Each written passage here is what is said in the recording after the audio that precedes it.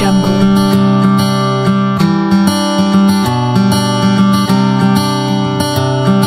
Assalamualaikum dan salam sejahtera. Salam Malaysia Madani, salam anak baik lagi cerdik. Bersama saya dalam liputan khas TVPSS SMK Tamanyal.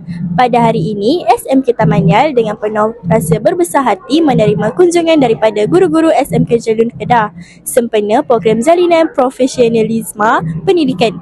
Program ini menjadi wadah penting untuk mengeratkan hubungan, berkongsi pengalaman serta meningkatkan profesionalisme warga pendidikan. Audio Jungle.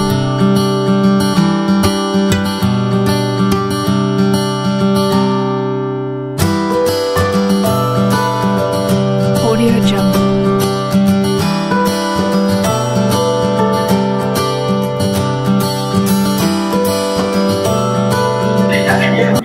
Majlis pada hari ini diserikan dengan persembahan istimewa daripada pelajar-pelajar SMK Tamanyal. Persembahan bermula dengan persembahan gendang, tarian tradisional yang penuh bertenaga dan berwarna-warni serta alunan nasyid yang merdu. Sambutan ini menggambarkan kehangatan warga SMK Tamanyal dalam meraihkan tetamu yang hadir. Kehadiran guru-guru dari SMK Jelun ini bukan sahaja menceriakan suasana, malah menjadi simbol jalinan mesra yang diharap akan berterusan pada masa hadapan.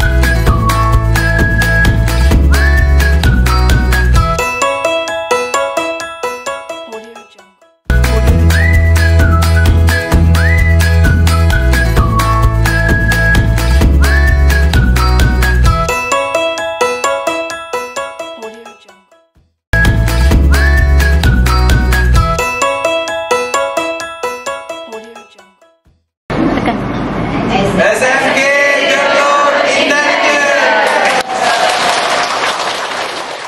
SMK Tamanyal terbaik. Yes, yes, yes, yes.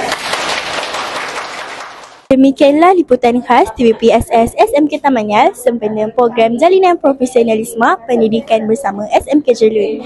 Semoga program ini menjadi pemangkin kepada kerjasama yang lebih erat demi kecemerlangan pendidikan negara. Saya Ala Adina melaporkan untuk TVPSS SMK Tamanyal. Sekian, terima kasih.